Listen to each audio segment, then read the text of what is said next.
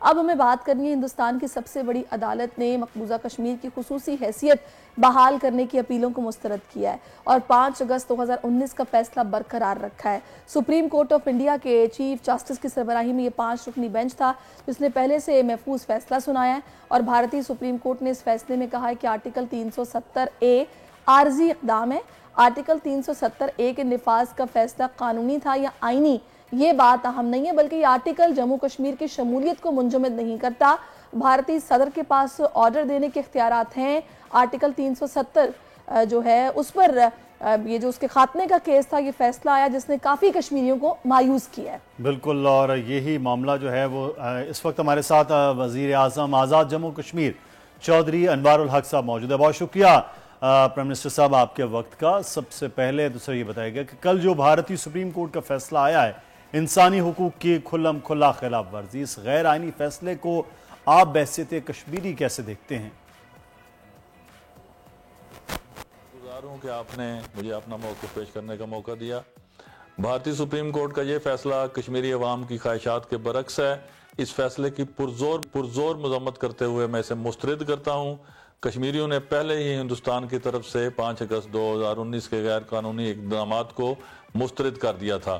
کشمیریوں کو کبھی بھی بھارت کے کسی بھی ادارے سے انصاف یا خیر کی توقع نہیں رہی، اور بالخصوص ہندوستانی عدلیہ نے دفعہ 370 سے متعلق اس قسم کا فیصلہ دے کر اپنے آپ کو حکومت کے ماتحت ادارہ ہونے کا بین ثبوت فراہم کر دیا ہے۔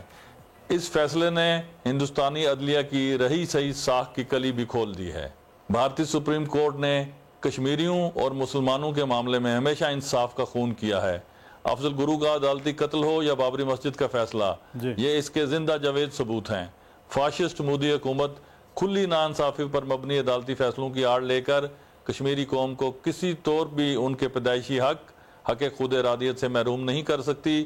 انشاءاللہ تعالی کشمیری اپنے علاقے پاکستان کی وزیر اعظم صاحب، بھارتی سپریم کورٹ کا فیصلہ تو ہندوتوا سوچ کی عکاسی کرتا نظر آتا ہے۔ یہ کشمیریوں کے خون کو رائگاں کرنے کے مترادف ہے۔ کیا اس غیر آئینی فیصلے پر اقوام عالم کو کشمیریوں کا ساتھ کس طرح دینا چاہیے آپ کی نظر میں؟ مقبوضہ کشمیر کے باسیوں نے اپنے لہو سے چراغ جلا کر تحریک آزادی کشمیر کو جو جلا بخشی ہے، بھارتی سپریم کورٹ کا فیصلہ اس شمع کو کبھی بجھا نہیں پائے گا۔ خونی لکیر کے اس پار ہمارے جو بھائی، مائیں، بہنیں اور بیٹیاں بھارتی ظلم و ستم اور بربریت کا شکار ہیں، ان کو میں یہ واضح پیغام دینا چاہتا ہوں کہ تحریک آزادی کشمیر کے بیس کیمپ کی حکومت اس مشکل وقت میں پوری شد و مد کے ساتھ آپ کے ساتھ کھڑی ہے۔ میں اس موقع پر عالمی برادری سے یہ اپیل کرتا ہوں کہ کشمیریوں کا حق خود ارادیت دبانے کے لیے بھارت تمام ہتھ کنڈے استعمال کر چکا ہے، حتیٰ کہ اس نے اپنی سب سے بڑی عدالت کو بھی متنازع بنا کر بے نقاب کر دیا ہے۔ اب عالمی برادری مظلوم کشمیریوں کو انصاف فراہم کرنے کے لیے اپنا کردار ادا کرے۔ بھارت طاقت کے بل بوتے پر کشمیریوں کے حق خود ارادیت کو غصب نہیں کر سکتا۔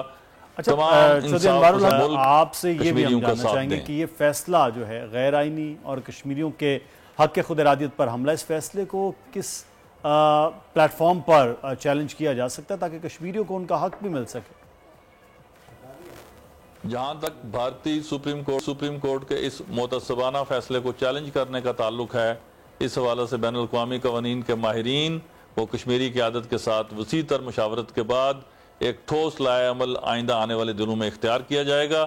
آزاد جموں کشمیر قانون ساز اسمبلی بھی اس حوالے سے خصوصی سیشن بھی بلایا جائے گا۔ جہاں تک عوامی سطح پر اس فیصلے پر رد عمل کا معاملہ ہے تو بیرون ملک میں آباد کشمیری اور آزاد کشمیر میں بسنے والے شہری اس فیصلے کو گلی کوچوں اور سڑکوں پر مسترد کر رہے ہیں، اور اس احتجاج میں مزید شدت بھی آئے گی۔